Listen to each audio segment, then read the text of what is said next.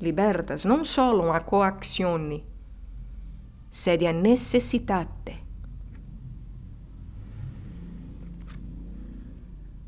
Como pode a obediência ser livre e meritória quando a desobediência não é possível? Esse mistério é tão grande aos olhos de alguns teólogos que, sem saber como evitar a contradição, eles pretenderam que Jesus não tinha recebido de seu Pai o preceito, a obrigação de morrer por nós. Seu Pai lhe teria apenas sugerido, aconselhado esse sacrifício, sem obrigá-lo a ele, e Jesus o teria livremente aceitado.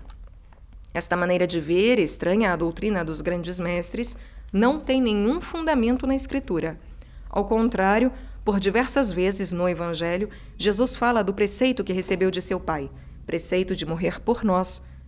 Ninguém me tira a vida, mas eu a dou livremente. Tenho poder de entregá-la e poder de retomá-la. Esse é o mandamento que recebi de meu Pai. Hoc mandatum accepti, accepi a patre meo. Hoc mandatum accepi a patre meo. Também depois da ceia, logo antes da paixão, Jesus diz ainda: já não conversarei muito, pois o príncipe deste mundo vem. Contra mim ele nada pode, mas o mundo saberá que amo o Pai e faço como o Pai me ordenou. Levantai-vos, partamos daqui. É dessa ordem, e não somente de um conselho, que São Paulo fala quando diz aos Filipenses que Cristo Jesus esvaziou-se a si mesmo, fazendo-se obediente até a morte, e morte de cruz. De resto, Jesus falou de outros preceitos divinos que constituíam uma obrigação para a sua liberdade humana. Observai os meus mandamentos, como eu observei os mandamentos de meu Pai. Como, então, essa obediência livre e meritória de Jesus podia ser conciliável com a sua absoluta impecabilidade? Haverá sempre aí um mistério para nós. Mas isso somente parece impossível para quem concebe a liberdade à maneira do mundo e não à maneira dos santos. Segundo o mundo, a liberdade consiste em poder desobedecer tanto quanto obedecer. É a liberdade para o mal tanto quanto para o bem. A verdadeira liberdade, segundo os santos, não é a de desobedecer, mas somente a de obedecer. Não é a liberdade para o mal, mas somente para o bem. Ora, essa liberdade do bem é soberana em Jesus. Segundo o mundo, a liberdade é poder de escolher entre o bem e o mal, entre o dever e o capricho do egoísmo, entre a obediência e a revolta. É o poder de dizer como o demônio: non serviam, não obedecerei. Segundo esse critério, a razão seria a faculdade de conhecer o erro, tanto quanto a verdade. Para quem compreende assim a liberdade, naturalmente é impossível entender como Jesus podia ser livre. Ele que nunca se subtraiu à autoridade divina, aos preceitos de seu Pai, e que não podia fazê-lo. Mas assim como a razão é a faculdade de conhecer a verdade e não o erro, embora se possa fazer mau uso dela julgando o mal, assim também a verdadeira liberdade, segundo Deus e os santos, é o poder de escolher não entre o bem e o mal, mas entre diversos bens, cujo atrativo não obriga à vontade. Esse é o livre-arbítrio que existe em Deus, que existe na santa alma do Salvador e nos bem-aventurados no céu. Para bem compreendê-lo, elevemo-nos um instante à contemplação da liberdade impecável de Deus e perceberemos em seguida que a liberdade humana de Jesus é a mais pura imagem na ordem criada da liberdade divina. A liberdade impecável de Deus. Está claro que Deus é ao mesmo tempo soberanamente livre e absolutamente impecável. Ele não tem de forma alguma a liberdade de pecar, isto é, de desviar-se de si mesmo, de sua divina bondade, que ele ama necessariamente. No entanto, ele desfruta da soberana liberdade na ordem do bem, enquanto sua divina bondade o leva a amar as criaturas, que ele pode criar ou não criar. Foi de modo totalmente livre que ele nos criou para manifestar a sua bondade. Tal é o dogma da liberdade divina. Há aí certamente um mistério, mas nenhuma contradição. Embora fosse realmente conveniente para Deus criar, contudo, foi muito livremente que ele o fez, de tal modo que não haveria para ele nenhum inconveniente em não criar. Os teólogos dizem muito justamente: Creatio ita conveniens est uti non creatio, non sit inconveniens. Contrariamente ao que diz Leibniz, se Deus não houvesse criado, ele não seria menos bom, nem menos sábio, pois, como diz Bossuet, Deus não se tornou maior por ter criado o universo. Antes da criação, Deus já era infinito, tanto que depois da criação não existe mais ser, mas somente diversos seres. E não há mais vida, mas somente diversos viventes. Como a bondade divina, diz São Tomás, é soberanamente perfeita em si mesma e não é aumentada pela existência e pela bondade das criaturas, segue-se que foi muito livremente que Deus nos criou. Da mesma forma, Deus elevou livremente os anjos e os homens à vida da graça, e teria podido, sem nenhum inconveniente, não o fazer. E ainda, Deus quis livremente a encarnação, e teria podido não a querer, e redimir o pecado de outra maneira. Igualmente, Deus lança nas almas a semente divina de modo mais ou menos belo, segundo o seu beneplácito. O Espírito sopra onde quer. Foi certamente de modo totalmente livre que Deus escolheu determinado povo e não outro para aí preparar, por meio dos patriarcas e dos profetas, o mistério da redenção. Foi muito livremente que, dentro deste povo, ele escolheu Maria, ao invés de alguma outra virgem, para tornar-se a mãe do Salvador, e José, e não algum outro justo, para tornar-se o pai nutrício de Jesus. Foi muito livremente ainda que ele escolheu determinado século e não outro para a vinda do Messias, como foi livremente que ele escolheu determinada hora para a criação e o início do universo, e outra para o fim do mundo, quando o número dos eleitos estiver completo. Tal é a liberdade soberana que se concilia admiravelmente com a impecabilidade absoluta. Deus não pode desviar-se de si mesmo. Ele é absolutamente impecável, mas é perfeitamente livre em relação a todo o criado. Ele não tem a liberdade do mal, que é uma forma de nossa defectibilidade, mas tem a do bem em sua plenitude absoluta. A liberdade impecável de Cristo, perfeita imagem da de Deus.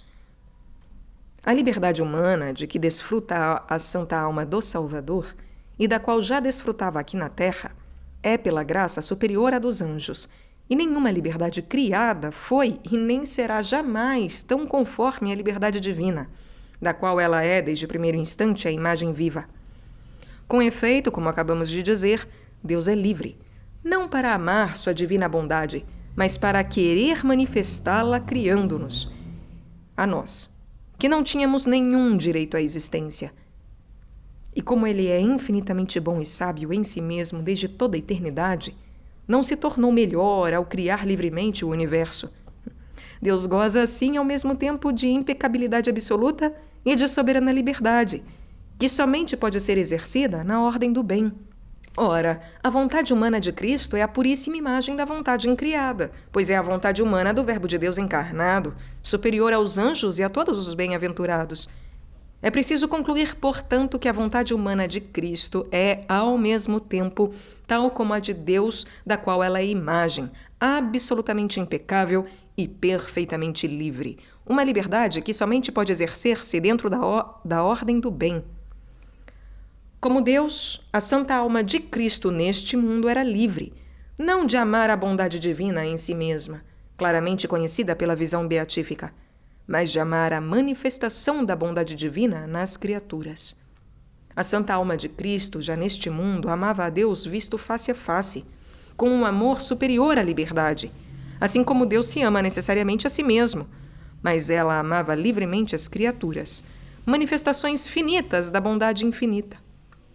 Assim, Jesus era livre de chamar ao apostolado aqueles 12 primeiros discípulos, ao invés de outros pescadores da Galileia. Era livre de escolher Pedro e não outro de seus apóstolos para fazer dele seu vigário, o chefe da sua igreja. Era livre para chamar São João a uma amizade de predileção. Era livre para converter Saulo no caminho de Damasco a tal dia e tal hora, e para fazer dele, ou não, o apóstolo dos gentios. Era livre para escolher entre diversos bens, dentro da ordem do bem, mas não para querer o mal. A sua liberdade impecável não podia desviar-se, assim como a sua inteligência humana, sempre iluminada pela luz divina, não podia errar. Permanece, contudo, uma dificuldade. Para Deus, havia uma inconveniência de criar, mas não um preceito. Para a vontade humana de Cristo, havia o preceito de morrer por nós. O preceito que requer um ato livre pode destruir a liberdade deste? Um preceito, propriamente dito, tira certamente a liberdade moral de agir de outra forma, porque constitui uma obrigação moral. O ato, em contrário, é ilícito e proibido. Mas nenhum preceito tira a liberdade psicológica de agir em conformidade com o que ele exige. Ao contrário, é um ato livre de obediência que ele requer. E se ele destruísse a liberdade psicológica desse ato, ele se destruiria a si mesmo como preceito. Por exemplo, o preceito de amar o próximo torna ilícito ou proibido o ato contrário de odiar. Mas longe de destruir a liberdade do nosso ato de amor ao próximo, ele requer esse ato livre e meritório. Ora, o Salvador tinha e tem sempre uma liberdade psicológica impecável, puríssima imagem da de Deus, em relação a todo bem, cuja atração não obrigava a sua vontade. É preciso concluir, portanto, que essa liberdade psicológica impecável não era destruída pelo preceito divino de morrer por nós. Caso contrário, esse preceito, que requeria um ato livre de amor e de obediência, se teria destruído a si mesmo. Perante esse preceito de morrer por nós para cumprir esse dever inevitável, Jesus era livre, com a liberdade do bem, não a do mal. Ele não podia desobedecer, mas foi livremente que ele obedeceu, como diz São Paulo, até a morte e morte de cruz. Ele mesmo tinha expressado essa liberdade ao dizer: ninguém me tira a vida, mas eu a dou livremente, segundo o mandamento que recebi de meu Pai. Onde se encontra precisamente aqui a liberdade dessa obediência heróica? Para percebê-lo, é preciso considerar isto. Essa morte na cruz, sob um aspecto, é terrível, mas sob outro, ela será eminentemente salutar para nós, para a libertação das almas. Ela não atrai invencivelmente a vontade humana do Salvador, como a atrai a bondade de seu Pai, que ele vê face a face.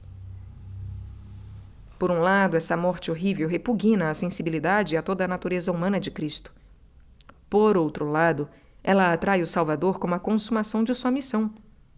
O preceito a ela acrescentado não muda a natureza dessa morte, ao mesmo tempo temível e salutar, e não pode destruir tampouco a liberdade do ato livre que ele demanda.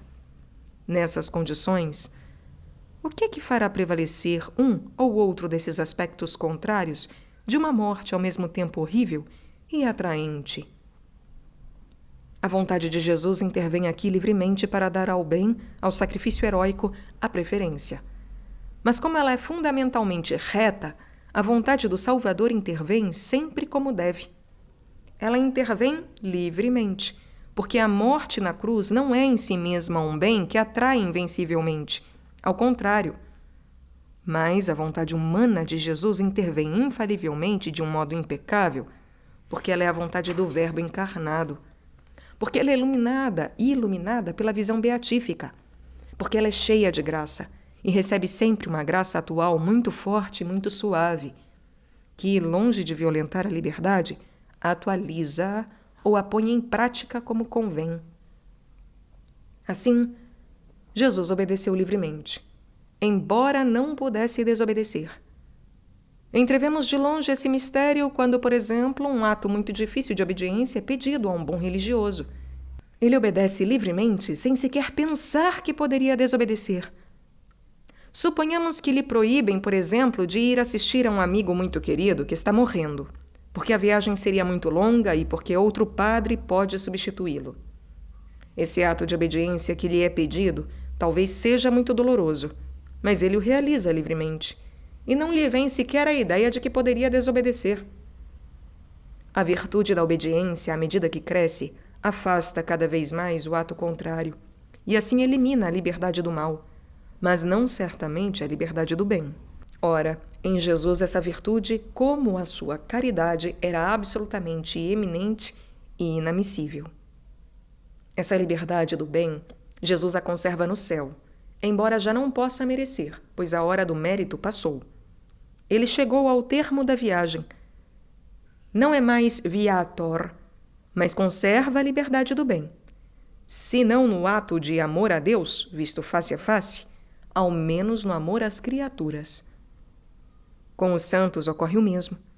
São Domingos no céu ama a Deus claramente conhecido com um amor superior à liberdade, mas é livremente que ele intercede por este ou aquele de seus filhos, para obter-lhe tal ou tal graça. Se isso é verdadeiro para cada bem-aventurado, com muito maior razão o é para o Salvador. Acrescentemos que, em Nosso Senhor, a sensibilidade era, desde este mundo, perfeitamente submissa à sua inteligência infalível e à sua vontade impecável. Os movimentos da sensibilidade, chamados emoções ou paixões, nunca ultrapassavam nele a justa medida. Eles não se antecipavam, como acontece conosco, ao julgamento da razão e ao consentimento da vontade, mas o seguiam. Se Jesus se indignou contra os vendilhões do templo, é porque julgou que era preciso manifestar-lhes uma santa cólera, o zelo pela glória de Deus. E se ficou triste até a morte no Getsêmani, é porque quis conhecer este aniquilamento para que o holocausto fosse completo. Que grande lição deriva para nós desta doutrina da impecável liberdade de Cristo! Ela nos diz que a verdadeira liberdade é a de poder escolher o bem e não o mal, assim como a razão é a faculdade de conhecer o verdadeiro e não o falso, embora ela às vezes se engane. Quando a Igreja condena um erro, como o jansenismo ou o modernismo, por vezes há quem diga, só resta submeter-se ou então desertar. Na verdade, o que se deve dizer é, só há uma única coisa a fazer, obedecer, e não desobedecer. Essa doutrina nos diz também que, quanto mais amarmos a Deus, como nosso Senhor e como santos, mais seremos livres em relação a todos os bens criados, para dominar a atração dos bens terrenos e para não nos deixar atemorizar pelas ameaças dos ímpios. Os mártires mostraram a força da liberdade cristã, que suporta todos os suplícios para não ser infiel a Deus e que preza mais a união com Deus do que a união com o corpo. Peçamos ao Senhor que diminua cada vez mais em nós a inclinação para o mal, fazendo-nos crescer na virtude e confiando nossa vontade no bem, para que ela seja um dia nele confirmada de modo definitivo no céu, onde o pecado já não será possível e onde, pela força de Cristo, nós nos teremos tornado com Ele, como Ele, impecáveis e verdadeiramente livres, com a liberdade dos filhos de Deus.